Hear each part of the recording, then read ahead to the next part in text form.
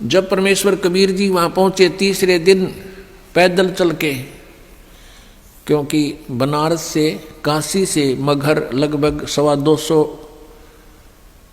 200 kilometre के आसपास है। तो बिजली खां पठान से ने प्रणाम किया, कहा गुरुदेव। परमात्मा ने अपना कारण बताया वहाँ पहुँचने का और कहा कि बिजली खां मैं स्नान करूँगा, पानी की व्यवस्था, जल की व्यवस्था करो। बिजली खां पठान ने कहा गुरुदेव जल ला रखा आपके लिए, शुद्ध जल स्नान के लिए। परमेश्वर ने कहा कि कबीर जी ने कहा कि मैं बहते पानी में दरिया में स्नान करूँगा। अब बिजली खां पठान ने कहा कि यहाँ एक दरिया बहती थी, आमी नदी, लेकिन वो भगवान शंकर ने श्राप दे रखा है, उसका पानी खत्म हो गया, वह सूखी पड़ी है। परमेश्वर जी ने कहा कि चलो दिखाओ मुझे कहाँ है वो आमी नदी। जहाँ परमेश्वर खड़े थे वहाँ थोड़ी सी दूरी पर, 2-3 एकड़ की दूरी पर, 600 फुट की दूरी पर वो दरिया सूखी पड़ी थी। परमात्मा ने वहाँ खड़ा होकर साथ में हजारों की संख्या में दर्शक, और परमेश्वर ने ऐसे किया था हाथ से संकेत, जैसे ये ट्रैफिक का सिपाही करा करे, ऐसे कर दिया। क्या देखते हैं कि थोड़ी सी दूरी पर एक बहुत बड़ा धमाका हुआ और एकदम पानी से भरकर नीचे से पानी इतना जोर से निकला और पूरी दरिया भरकर चल पड़ी। बोलो सतगुरुदेव।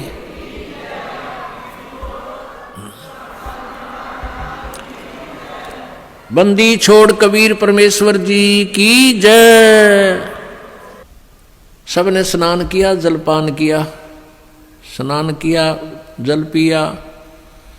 फिर परमेश्वर जी ने कहा कि भाई 1-2 चादर लाओ, एक नीचे बिछाऊंगा, एक ऊपर ओढ़ कर लेटूंगा।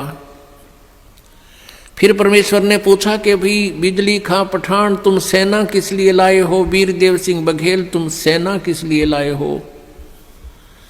दोनों ने नीचे गर्दन कर ली, आमने सामने खड़े थे।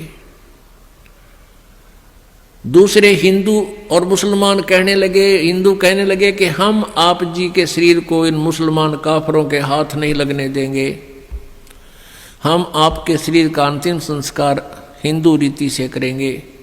मुसलमान कहने लगे हम इन हिंदू काफरों के हाथ आपका शरीर नहीं लगने देंगे, हम आपके शरीर का अंतिम संस्कार अपने हिसाब से करेंगे, और यदि ऐसा नहीं हुआ तो हम युद्ध करके शरीर प्राप्त करेंगे।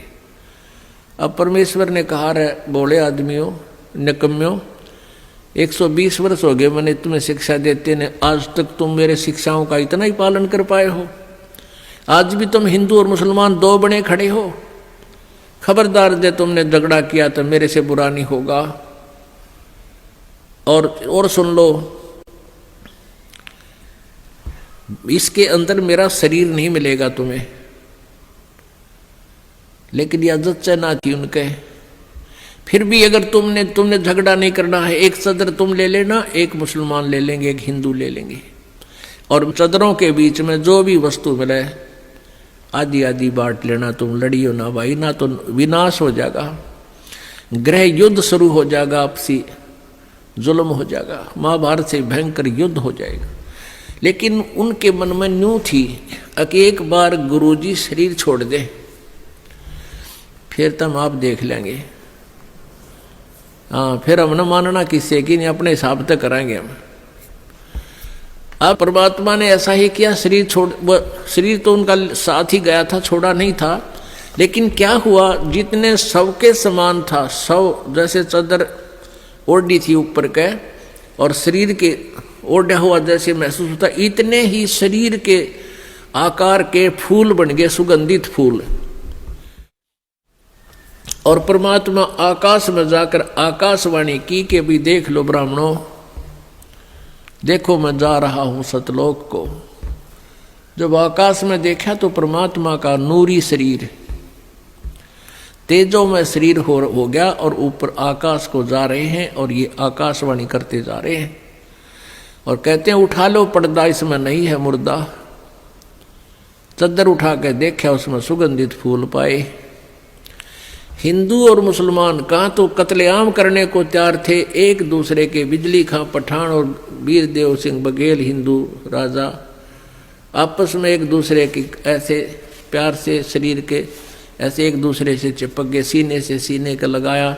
आपस में सब हिंदू मुसलमान एक दूसरे से सीने से लगकर ऐसे रो रहे हैं जैसे छोटे छोटे बच्चों की माँ मर जाती है, पिता मर जाता है, और रो रहे हैं और कह रहे हैं हम कति मूर्ख थे, हमने पहचाना नहीं, वो अल्लाह थे, खुदा थे, वो परमात्मा आए हुए थे। अपने आत्माओं,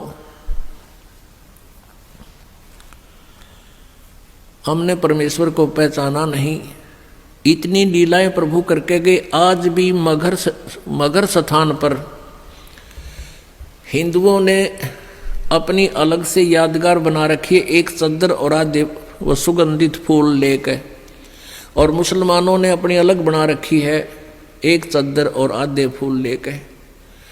आज भी ये दास उसको, आज भी विद्वान है ये दास, बहुत बार उसको देख कर आया है, और हमने वो फोटो खींच कर लाए थे उनके। दोनों अलग अलग बने हुए हैं। 3 बार ये दास भी संगत को साथ ले जाकर दिखा कर लाए, प्रमाण करने के लिए कि हम सुना करते हैं वो सच्चाई है। तो पुण्यात्माओं, उन्हीं में से कुछ फूल अकेले ला करके बनारस में, काशी में भी एक चौरा बना दिया बिजली खां पठान ने, और वहाँ दोनों यादगार अलग अलग हिंदू और मुसलमानों की आज भी है, और उनका कोई आपस में मनमुटाव नहीं है। वो अपने हिसाब से कर रहे हैं, वो अपने हिसाब से कर रहे हैं। कति बीच में दीवार भी नहीं है, एक ग्रिल ला रखी है बीच में पार्टीशन के लिए, जैसे ये ग्रिल लगी हुई न, और आपस में बीच में एक सामूहिक गेट भी है। दर्शक जाते हैं, दोनों को देख कर आते हैं।